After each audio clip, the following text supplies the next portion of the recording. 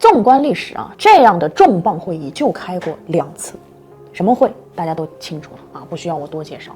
但是这大会背后的意义，你有没有看懂？今天我就跟大家分享3个重点。第一个重点是时间。你看啊，上一次开这个会是什么时候？2018年。2018年发生了什么？有2个背景，一边呢是互联网创富浪潮席卷全国，什么美团、小米、拼多多都在那一年集中上市，中国互联网行业正在以惊人的速度增长。那另一边呢，纷争开始了。那年川普上台之后就开始大搞贸易摩擦啊，各种卡脖子政策陆续出台，我国的民营企业面临了前所未有的压力。那在当年的会议上是明确指出了一系列支持民营经济发展的政策措施，可以说释放出了极其重要的积极信号。那这一晃6年多过去了，你再看这次2025年，什么背景？虽然贸易摩擦、科技之争依然严峻，但是我国逐渐实现了各个领域的全面开化啊，这里面民企的贡献是非常大的。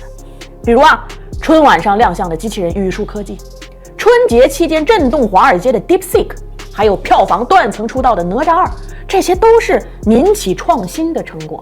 说明什么？产业转型正当时。那第2个重点是参会人的变化。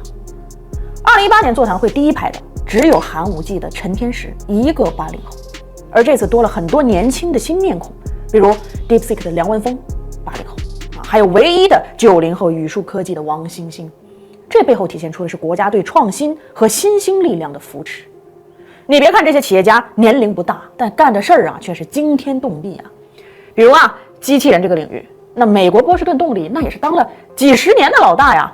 但是在2023年，仅成立7年时间的语数科技就已经占据了全球4足机器人69.75%的销量份额，高居全球第一。再比如梁文峰的 DeepSeek 啊，当大部分投资人都认为啊，中国出不了 ChatGPT 的时候，梁文峰带领一群国内的应届大学生，仅用了557万美元就开发出了 DeepSeek， 这个能和世界顶尖大厂 AI 模型叫板的产品。而美国 ChatGPT 模型的训练成本是多少？1亿美元。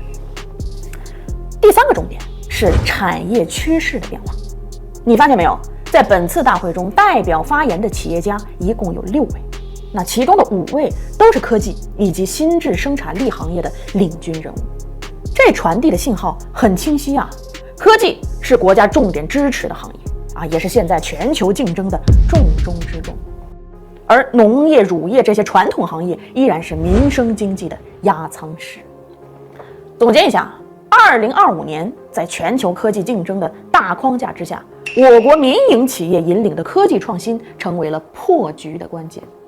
曾几何时，我们是世界的追随者，未来很有可能我们就是规则的制定者。大部分的中国资产都将迎来重估的机会。所以你看，过去1个月，全球对冲基金一直在大量买入中国资产，港股恒生科技累计涨超30%，A 股和港股更是成为了高盛全球经济业务最大净买入市场。